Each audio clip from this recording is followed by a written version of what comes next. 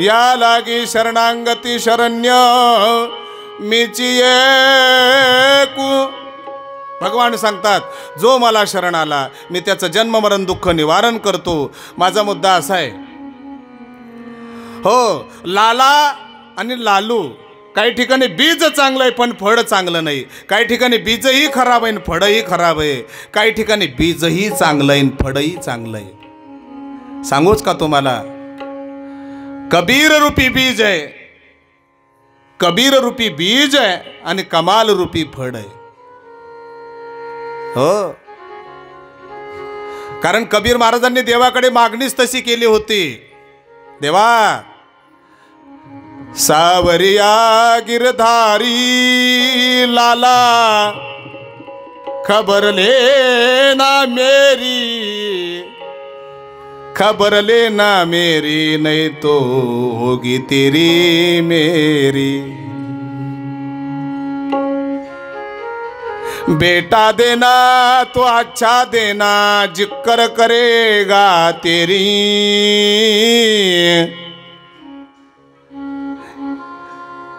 जिक्र करेगा तेरी नहीं तो होगी तेरी मेरी.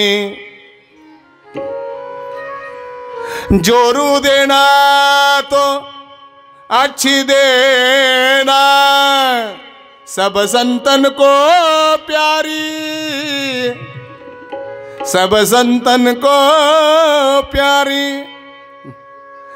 खाना देना तो अच्छा देना, देना सिरापुरी नहीं तो होगी तेरी मेरी. सावरिया गिरधारी लाला खबर लेना मेरी, खबर लेना मेरी नहीं तो होगी तेरी मेरी, नहीं तो होगी तेरी मेरी. ओ चिंतन आपलं असे, कबीर रूपी बीज आहे कमाल रूपी फळ आहे. फळही चांगलं आहे बीजही चांगलं आहे. आता इथे आपल्याला हे चिंतन सांगत असताना हिरण्यकश्यप रूपी बीज खराब आहे पण प्रल्हाद रूपी फळ आहे ते फळ चांगलं आहे. आता सर्वच भागवतामध्ये प्रल्हादाचं चरित्र तुम्हाला माहिती आहे. प्रल्हादाचा जन्म झाला, हो आलाद सुल्लाद असं अनुलाद आणि प्रल्हाद असं चरित्र आलेलं आहे. हो किती त्रास दिला हिरण्यकश्यपूने तुम्हाला माहिती आहे. किती त्रास दिला. बहीण जी होती मारण्याकरता, प्रल्हादाचा जन्म झाला, प्रल्हादाला मारण्याकरता अनेक प्रयोग केलेत. ती होलिकाने मांडीवरती घेतलं, तिला ब्रह्मदेवाचं वरदान होतं आणि ती प्रल्हादाला जाणण्याकरता निघाली पण ती स्वतः जडून गेली. आजही आपण महाराष्ट्रामध्ये भारतामध्ये होळी साजरा करतो. दन हे होळी पातकाची. ती होलिका म्हणजे हिरण्यकश्यपूची दहन हे ओढी पातकांची. ते पाप जडून खाक झालं. तदनंतर पहा प्रल्हादाला शिक्षणाकरता टाकलं. काय शिक्षण? आता आपणही मुलांना शिक्षणाकरता टाकतो. त्यांचं ठरलेलं आहे, त्यांना कविता पाठच करून घेतात सर. ते घरी आल्यावरती म्हणतात पप्पा सांगा कोणाचे? पप्पा आमच्या मम्मीचे. मम्मी सांगा कोणाची? मम्मी आमच्या पप्पांची. ही कविता आहे. पण ज्या वेळेला प्रल्हादाला शाळेत टाकलं, प्रल्हादाला बापानं विचारलं बाळा आज तू काय शिकला? त्यावेळेला गोड असं भजन आहे, विठ्ठल नामाची शाळा भरली, विठ्ठल नामाची शाळा भरली,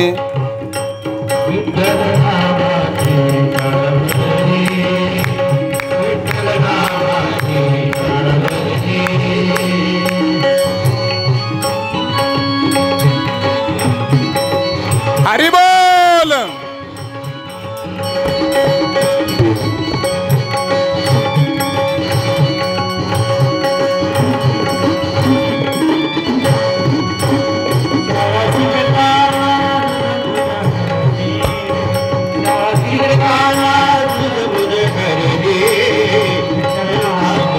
शाळा भरली.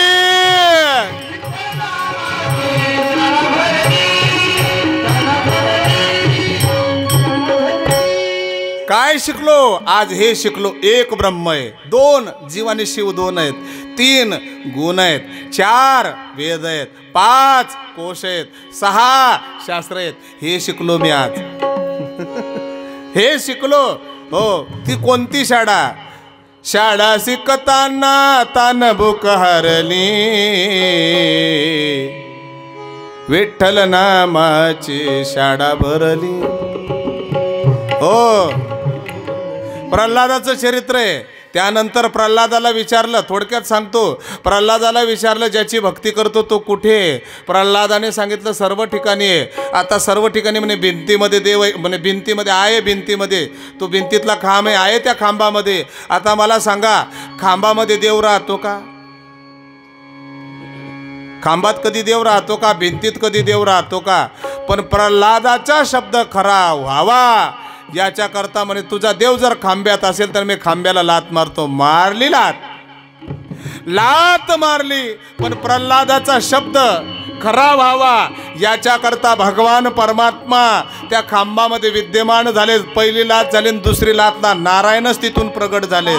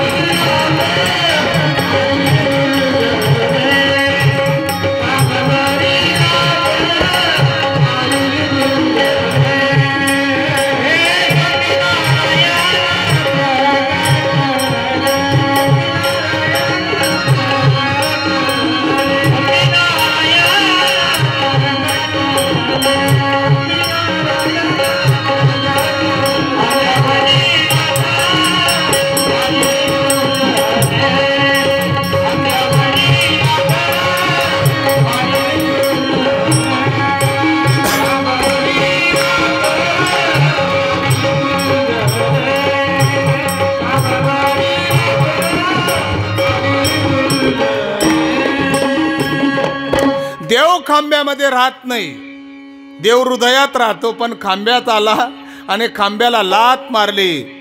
हो, जो तप करण्याकरता आपण प्रसंग सांगितला, तप करण्याकरता ब्रह्मदेवाला प्रसन्न केलेलं होतं. तप त्याची फल साधना पूर्ण झालेली होती.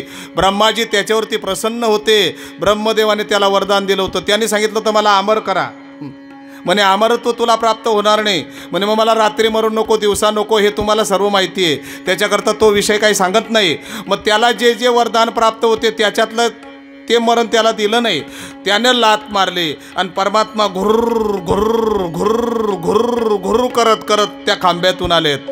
हो, माणसाचा देह आहे आणि जे शिर आहे ते कशाचं आहे? कशाचं आहे? शिर जे आहे ते सिंहाचं आहे आणि खालचा भाग जो आहे तो नराचा आहे. एकूण परमात्म्याचं ते रूप आहे ते नरसिंह. बोलो नरसिंह भगवान की. भगवान परमात्मा नरसिंह रूपाने प्रगट झालेत माझ्या भक्ताला, माझ्या प्रल्हादाला. ओ, माझ्या वैष्णवाला वारकऱ्याला त्रास दिला त्यावेळेला भगवान परमात्मा नरसिंह म्हणून प्रगट झालेत.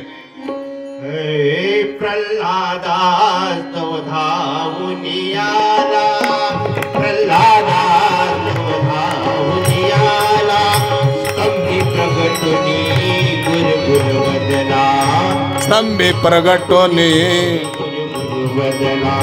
कश्यपुतो निज हाते वधला, कश्यपुतो निज हाते वधला, योगी जनांच्या जनयना. ओ घे करुणा, घे करुणा, हरी बोल. रुक्मिणी रमणा, घे करुणा रुक्मिणी रमणा. परमात्मा घुर्र घुर्र घुर्र घुर्र करतायत. हो, परमात्म्याच्या पहा अतिशय लाल बुंद डोळे झालेले आहेत. हो, आणि तसे परमात्मा त्याच्याकडे जात आहेत हिरण्यकश्यपूकडे. घेतला हिरण्यकश्यपूला मांडीवरती. बोल, तुला कोणते कोणते वरदान होते? मला आत मरण नको, बाहेर नको, रात्र नको, दिवसा नको. संध्याकाळची वेळ होती. संध्याकाळची वेळ त्याला दरवाज्यावरती घेतलं आणि दरवाज्यावरती घेतल्यानंतर असं मांडीवरती टेकून असा घेतला त्याला आणि नखाने त्याचा वध केला. हो, परमात्माने त्याचा त्या ठिकाणी वध केला. प्रल्हादाच्या डोळ्यातून पाणी आलंय. पण परमात्मा घुरघुर करतायत. परमात्मा घुरघुर करतायत. 33 कोटी देव आलेत. पुष्पाची वृष्टी झाली, पुष्पवृष्टी केली. आणि भगवान नरसिंहाचं वर्णन करत असताना नरसिंह भगवान शांत होत नाही. घुरघुर करतायत, घुरघुर करतायत. मग आता शांत कशाने करायचं? काय भगवंताला शांत कशाने होतील भगवान परमात्मा? त्यावेळेला 33 कोटी देव तिथे होते. प्रल्हादाकरता तो अवतार घेतला होता. बाकीच्यांनी नारद होते तिथे. नारदांनी सांगितलं म्हणे काळजी करू नका, आपल्याला देवाला शांत करायचं आहे ना, मग काळजी करू नका, माझ्याकडे मंत्र आहे. म्हणे मग काय करायचं? म्हणे वैकुंठात जातो, लक्ष्मी मातेला बोलून आणतो. माणूस कितला काय भारी वय ना, फक्त बाईले बोलायले हो. किती माणूस राहू दे हो तुम्ही, कितला का गरम होईना, बाई नुसतं म्हण मी काय म्हण राहिनो, काय मी काय म्हण राहिनो, एवढा मग तो आखडायचा. काय म्हणणं तू न घर चाल. त्या नारदांनी सांगितलं म्हणे बघा काळजी करू नका, मी लक्ष्मी मातेला बोलवतो. लक्ष्मी मातेला तिथे आणलं. परमात्मा घुर घुर करतायत, घुर घुर करतायत. परमात्माचे लालबुंद डोळे सर्व घाबरतायत. हो सर्व घाबरतायत सर्व. मग लक्ष्मी माता आली. म्हणे तुम्हाला काही माहिती आहे भगवंताने असा अवतार घेतला? म्हणे भगवंताने अवतार घेतला, मग माझ्या घरचे आहेत, मी आवरून घेईल. नारदा काळजी करायची नाही, माझ्या घरचे आहेत ना, आमचे आहेत ना, मग आमच्यांना मी आवरून घेईल, तुम्ही कशाला टेन्शन करता देवऋषी. मातेनं ताट तयार केलं ना, आल्या तिथे आल्यात. नारदान आपला भगवंताला पाहिलं. लक्ष्मीच्या हातामध्ये ताट होतं, पण परमात्म्याचं घुरघुर करणं शांत झालं नाही. परमात्म्याचा क्रोध अनावर होता. हो शांत नाही झालेत भगवान. लक्ष्मी माता म्हणे बघा नारदा, माझ्या घरचे नाही येते, आमच्या एवढ्या वर्षापासून संसार सुरू आहे, पण एक शब्द त्यांच्या मुखातून निघाला नाही. मला सुद्धा बोलले नाहीत ते. हे आमच्या घरचे नाही आहेत. इथला गरम नाही तामना करणार. आमच्या घरचे थंडेगार आहेत. शांताकारं भुजगशयनं पद्मनाभं सुरेशं. कसे ते शांत आहेत. विश्वाधारं गगनसदृशं मेघवर्णं शुभांगं लक्ष्मीकान्तं कमलनयनं योगिविरध्यानगम्यं. भगवान शांत होईना, लक्ष्मीकडून शांत झाले नाहीत. मग सर्व घाबरायला लागलेत की परमात्म्याचं हे जे स्वरूप आहे जरा वेगळ्या पद्धतीचं आहे. पुन्हा तिथे डोकं लावलं. म्हणे ज्यांच्याकरता हा अवतार घेतला ते त्यांना शांत करतील. कोण शांत करील? प्रल्हादाला पुढे लोटलं.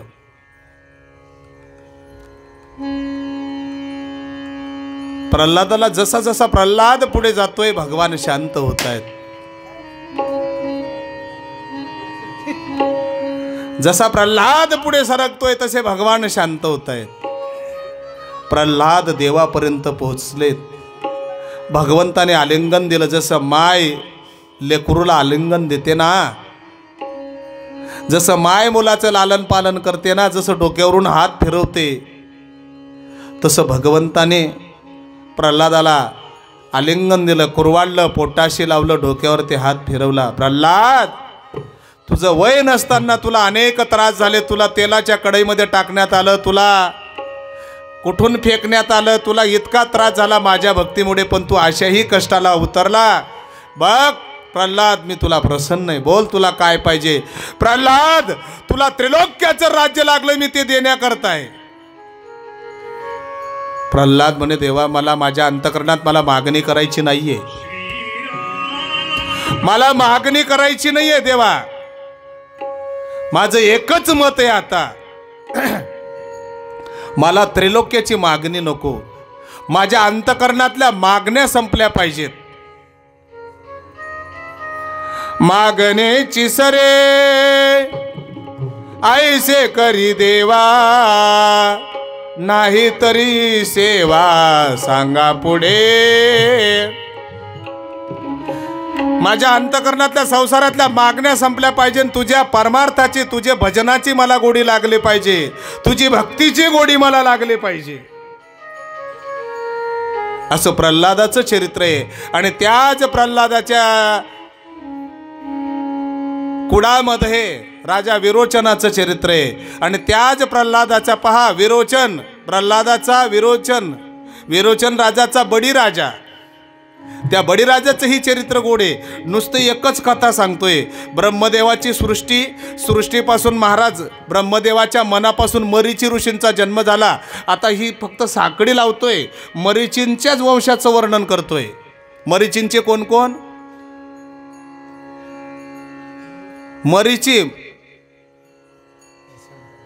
मरीचीचे कोण? मरीची ऋषींचा मुलगा कश्यप. आपलं गोत्र काय आहे? बरोबर. कोणाचं भारद्वाज, कोणाचं कश्यप, कोणाचं मांडव्य, कोणाचं विको कमी बरं हां, कोणाचं मांडव्य, कोणाचं भारद्वाज, कोणाचं कश्यप. हे गोत्र आहेत महाराज. मग हे कश्यपांचाच विस्तार सांगतोय मी तुम्हाला. तेच कश्यप, जगाचा विस्तार म्हणजे ते.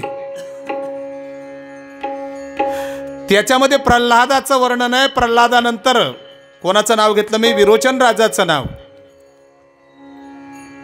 आणि त्यानंतर बळीराजाचं नाव आहे. त्याच वंशामध्ये प्रल्हादाचा मुलगा विरोचन, विरोचनाचा मुलगा बळीराजा आणि बळीराजाचा मुलगा बाणासूर.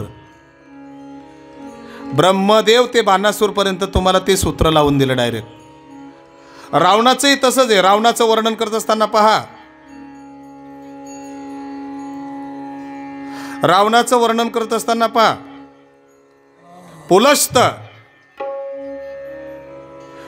पुलस्त ऋषी त्यांच्या पत्नीचं नाव आहे आविर्भूत. काय नाव आहे? हां, त्या आविर्भूताला 2 मुलं झालेत. म्हणजे पुलस्तांना 2 मुलं झालेत. एक अगस्तीन, एक विसर्वा. कोण कोण? अगस्ती मुनी आणि विसर्वा मुनी. अगस्तीच्या काही काही ठिकाणी त्यांना कुंभक ऋषी म्हटलेलं आहे. त्यांना कुंभक ऋषी सुद्धा म्हणतात.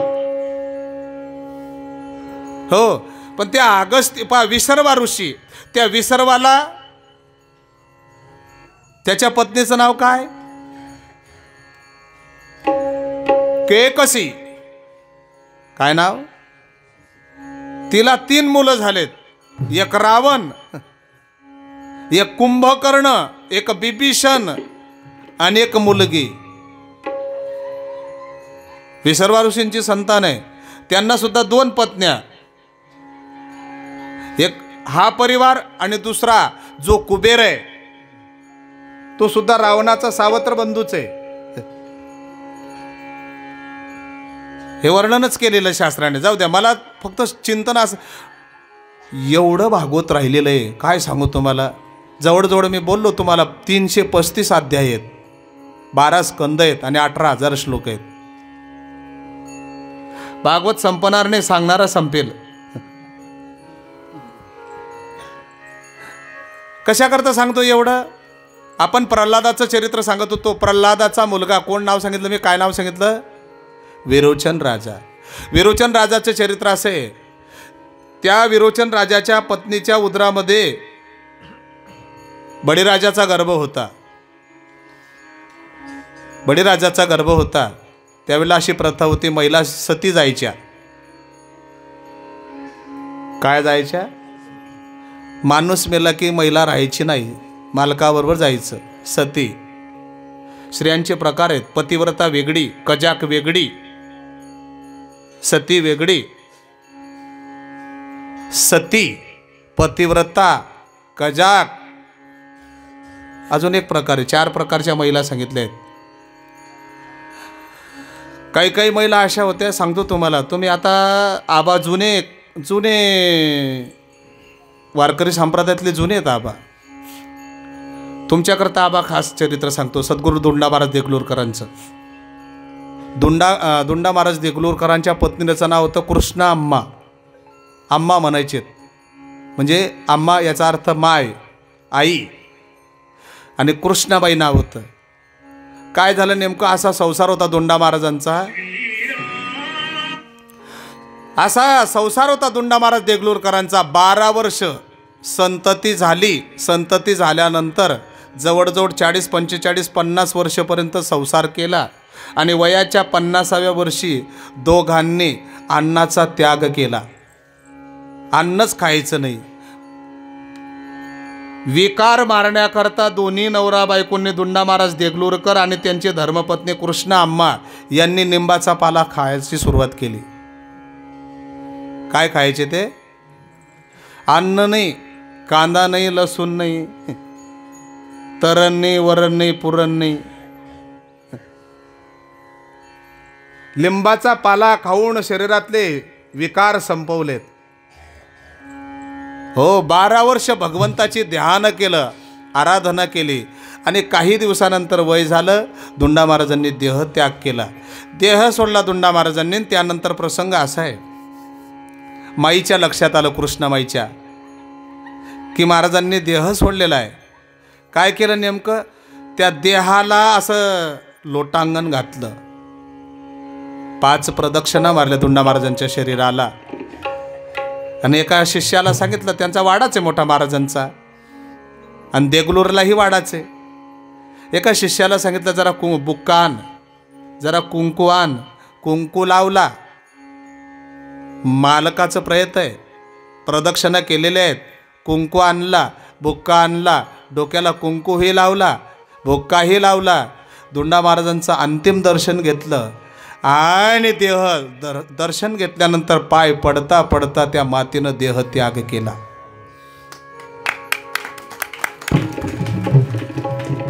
का केला? ज्यांच्या बरोबर संसार केला त्यांनी जग सोडला. आपण संसारात राहायचं नाही. याला काय म्हणतात?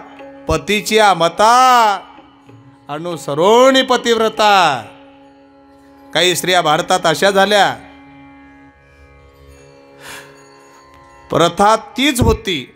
मग काय झालं नेमकं? पण जर एखाद्या स्त्रीला दिवस गेले असतील तर तिला जाऊ देत नव्हते लोक. जाऊ द्यायचं नाही. मग ही जी माता होती, कोणाची पत्नी सांगितली मी तुम्हाला?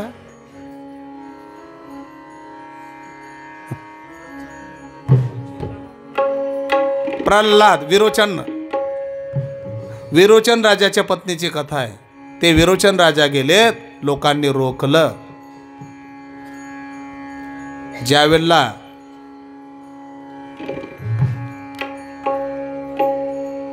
त्या याचं चरित्र सांगत असताना कबीर महाराज म्हणतात, भले हुआ सती नहीं गई विरोचन के साथ, ऐसा पुत्र पैदा हुआ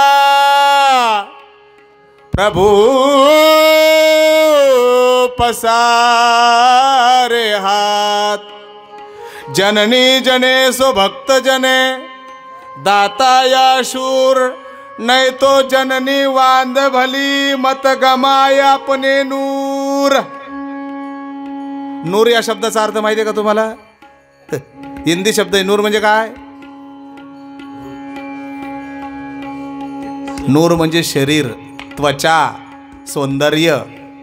माय, तुला मुलगा द्यायचा असेल ना तर छत्रपती सारख्यांना जन्माला आण, महाराणा प्रताप सिंग सारख्यांना जन्माला आण, भगतसिंग सारख्यांना जन्माला आण.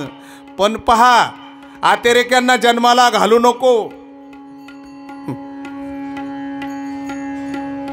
ती माता सांगते, आता मला थोडंसं बळीराजाचे चरित्र सांगायचंय. त्याच वंशाचं चरित्र आहे बळीराजाचं. भलं मोठं चरित्र बळीराजाचं आहे. भगवान वामनाची कथा आहे. वामन भगवान जे आहेत, 24 अवतारामध्ये एक अवतार आहे. काही लोकांना शास्त्र समजत नाही. मागे अंमनेरला कोणीतरी वामन दहन केलं म्हणे. ते पेपरबाजी होते. अरे आपल्याला शास्त्र समजत नाही, आपण कधी ग्रंथ वाचत नाही. वामनाचा आणि बडीचा काय संबंध आहे? बडी म्हणजे शेतकरी आहे बा, आणि वामन म्हणजे ब्राह्मण आहे बा. तुम्हाला वचपा काढायचा असेल तर व्यक्तिगत काढा ना. देवाला आणि संतांना का आणतात? ते भक्ताचं वर्णन आहे. तुला हे नाही अक्कल का? भगवान परमात्मा 4 महिने त्या बळीराजाकडे थांबतो. हे नाही कळत का तुला? त्याच्या 3 पिढीपर्यंत प्रल्हादाचा उद्धार केला, हिरण्यकश्यपूचा उद्धार केला. हे नाही समजत का तुला? शास्त्र समजत नसेल तर बोलू नाही गड्यावर. काही लोक कुठूनही उचलतात नाही, कुठेही फेक करतात. उचल फेक. कुठल्याही गोष्टीचा अभ्यास केला पाहिजे. अभ्यास केल्याशिवाय बोलू नये. तुमचा द्वेष असेल तुम्ही पिसा, पण देवाला, संतांना, भक्तांना, देवांना आणायचं नाही. व्यक्तिगत तुमची भांडण करण्याची ताकद नाही, पण समाजाला फेक करून समाजाला उलटी दिशा दाखवतात. जाऊ द्या, आपला तो मुद्दा नाही. हो, बळीराजाचं वर्णन करत असताना बळीराजा हा प्रल्हादाचा नातू आहे. दातृत्वाच्या बाबतीत एक नंबर आहे. त्याचे गुरु आहेत दैत्यगुरु शुक्राचार्य. हो, तिथून वैर कुठून झालंय? हिरण्याक्ष हिरण्यकश्यपूपासून. आता तिथे संगती कुठून चुकली? मी सांगितलं तुम्हाला आजच्या सत्रामध्ये. काय संगती चुकली? काय ध्यानात आलं तुमचं भागवत? अहो, स्त्री पुरुषाचा संघ चुकला, त्याच्याने हे सर्व. सोपी गोष्ट आहे. शर्ट आहे, आपण शर्ट घालतो, त्याला 4-5 बटणं आहेत. त्याच्यातली पहिलीच गुंडी जर खालती वरती झाली तर सर्व लाईन चुकते ती. बरोबर आहे का नाही? गाडी सुंदर आहे, 1 लाखाची आहे, पण तिला ब्रेकच नाही तर मग अशी गोष्ट आहे महाराज. ती संगती तिथून चुकली. तरी सुद्धा पहा, हिरण्यकश्यपूचं वर्णन करत असताना कश्यप ऋषींनी सांगितलं होतं, तुझ्या वंशामध्ये विद्वान जन्माला येणार आहेत, प्रल्हाद येणार आहे आणि भगवंताचा लाडका भक्त होणार आहे. त्याच्याकरता ते मुलं राहिले. तेवढून तिथून इतिहास वाढला, चरित्र वाढलं. आपल्याला त्या बळीराजाचे चरित्र सांगत असताना भाद्रपद महिन्यामध्ये वामनाचा जन्म झाला आणि वामन भगवान प्रगट झालेत. बोलो वामन भगवान की. वामन भगवान जन्माला आलेत आणि राजाला अहंकार होता देण्याचा. काही काही लोक थोडंसं देतात पण जास्त दाखवतात. तुझं आहे काय इथे? आहे काय तुझं इथे? तू काय कुठून आणलं नाही, इथलंच इथे आलं. आणि बरं, जे कमवलं ते इथेच राहणार आहे. मी बोललो तुम्हाला एक दिवस, कवडी इथे राहणार आहे, गुलाल इथेच राहणार आहे आणि डॉलर इथेच राहणार आहेत, कपाडाला ठोकणारे शिक्के. अजून एक सांगतो तुम्हाला, सेवा कमी. आता मातृवर्ग, एखादी म्हातारी जर मेली, त्या म्हातारीच्या अंगावरती सोनं राहतं की नाही? महिला मंडळी त्या जावरी फेकी देतील, पण सोनं फेकावणे. जावरी न तिमा दल्लीन, जावरी न तिमा. आणि सोनं त्यांकरता भांडण. आई पोरले इथलं तिथे, ती पोरले तिथलं ती द्या. कशाकरता सांगतो एवढं? आपल्याला संसाराची आसक्ती आहे. जाऊ द्या, माझा मुद्दा तो नाही. माझा मुद्दा असा आहे, भगवान वामनाचं वर्णन करत असताना वामन ब्राह्मण आहेत आणि ते दान मागण्याकरता गेलेत. देणाऱ्याला अहंकार नको. गेलेत तिथे. मोठं चरित्र आहे, आपल्याला तेवढं सांगायचं नाही. गेलेत तिथे आणि त्रिपाद भूमी दान मागितली. काय? त्रिपाद भूमी दान मागितली. दान देत असताना काही गोष्टी फार महत्त्वाच्या आहेत. भूदान आहे, गोदान आहे, कांचनदान आहे, अन्नदान आहे, द्रव्यदान आहे. भूदान कोणी केलं? बळीराजाने केलं. कांचनदान प्रभू रामराये जे आहेत, रामचंद्र भगवान, त्यांचे वंशज जे होते, अजराजांनी सोन्याचे रथ भरून भरून दान दिलं. मेरुतुल्य स्वर्णदानम, मेरुतुल्य स्वर्णदानम. हो, भूदान, गोदान. भागवतामध्ये चरित्र आलंय, नर्ग नावाच्या राजाने सोन्याच्या शाम्या करून गायी दान दिल्या, पण त्याला देण्याचा अहंकार झाला. त्याला एका ब्राह्मणानं शाप दिला, म्हणे तू एकच गाय 2 ब्राह्मणाला दिल्या. एकच गाय एक.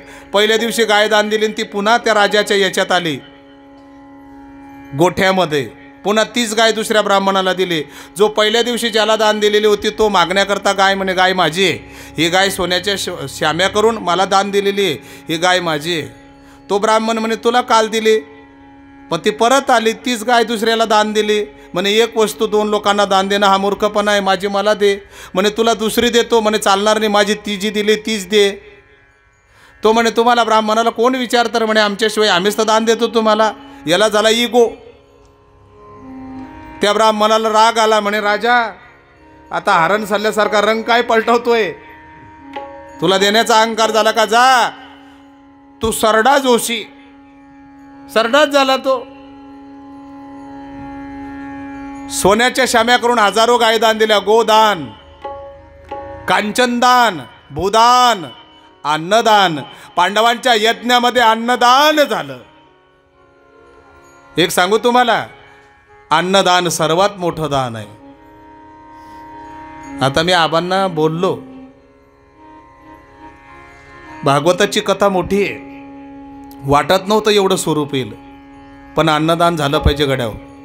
काही का होईना, साधं सिंपल करायचं, पण अन्नदान झालं पाहिजे. हो, अन्नदान सर्व दानापेक्षा श्रेष्ठ दान आहे. लग्नामध्ये जे दान राहतं ना, ते अन्नदान राहत नाही, ते वाण राहतं. वाण म्हणजे परत तिथे काहीतरी पावती राहते, 251, 451 काहीतरी घ्या, त्यानंतर जेवा, त्यानंतर जा. ते वाण वेगळं, लग्नातलं वाण राहतं, इथे दान आहे. हो, अन्नदानाचं फार महत्त्व सांगितलंय. ज्ञानोबारायांच्या चरित्रामध्ये काही प्रमाणं आलेले आहेत. आळंदीला जर अन्नदान केलं तर कोटी कुडाचा उद्धार होतो. सप्त्याच्या ठिकाणी अन्नदान केलं तर कोटी कुडाचा उद्धार होतो. प्रमाण सांगतो, येथे एकशित दिदल्या अन्न, कोटी कुडाचे होय उद्धरण. कोटी याग केले पूर्ण, ऐसे महिमान या तीर्थाचे. जर अन्नदान केलं, काही का होईना, वर्षाच्या काटून 50 लोक आपल्याकडे जेवले पाहिजेत.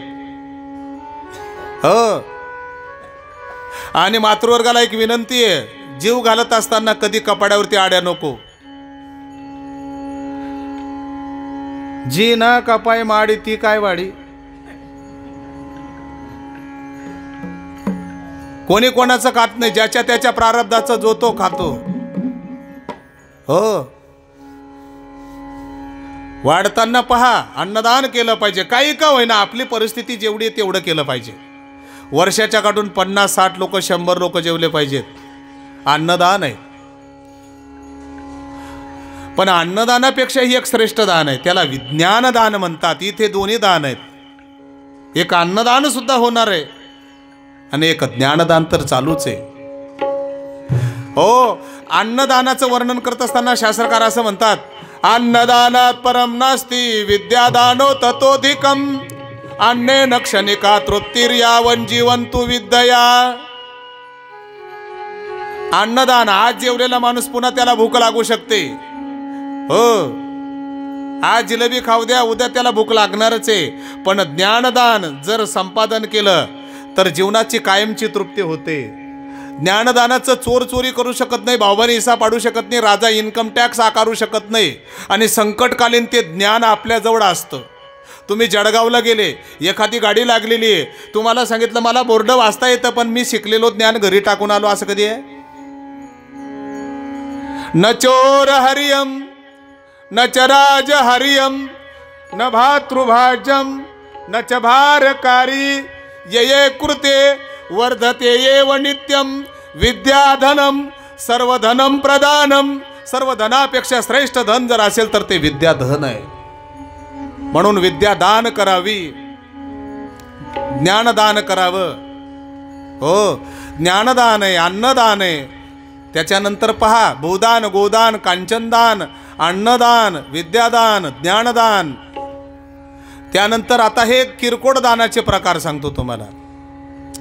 किरकोळ दानाचे प्रकार आहेत. किडनीदान. काय? किडनीदान, कन्यादान. कन्यादान केले पाहिजे. कलियुगात लोक कन्यादान करत नाही. गरिबाची परिस्थिती राहिली का लोक मुलीचे पैसे घेतात.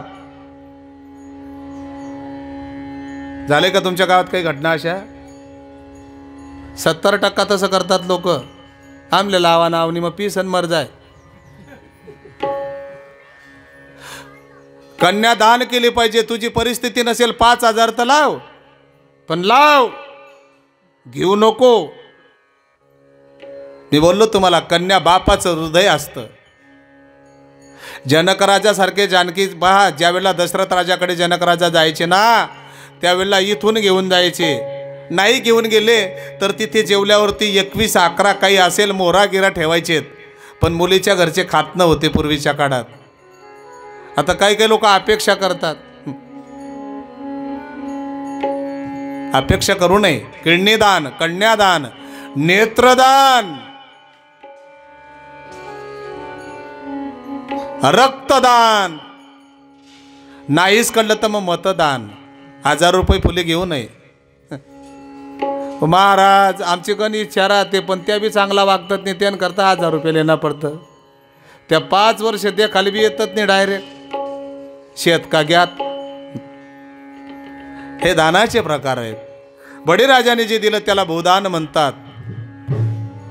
मोठं चरित्र आहे बळीराजाचं. आपल्याला ती कथा इथे संपवायची आहे. बळीराजाचं चरित्र, त्यानंतर समुद्र मंथनाची कथा आहे. इंद्राचं चरित्र आहे. महामुनी दुर्वासांनी काय केलं, इंद्र मृत्यूलोकात आला, त्याचा आदर सत्कार केला. हो, फुलाची माळा दिली, इंद्राचा सत्कार केला. तोच रागवाचा. इंद्राचा सत्कार केला, फुलाची माळा गळ्यात घातली. इंद्र मृत्यूलोकामध्ये आला होता, तर मृत्यूलोकामध्ये महामुनी दुर्वासांनी त्यांचा आदर सत्कार केला. पण इंद्राने काय केलं, त्याचा ऐरावत नावाचा हत्ती आहे, राजानं शाल दिली, आपला ऋषीने सत्कार केला, एक फुलाची माळा दिली होती. राजानं काय केलं, ती फुलाची माळा त्या ऐरावत हत्तीच्या सोंडमध्ये टाकली आणि ती ऐरावत हत्तीने पुढे गेल्यावरती पायात घेतली आणि तिच्यावरती पाय ठेवला. फुलांवरती पाय ठेवू नये. बरं, राजाचा सत्कार केला आणि राजाने इंद्राने ती ऐरावत हत्ती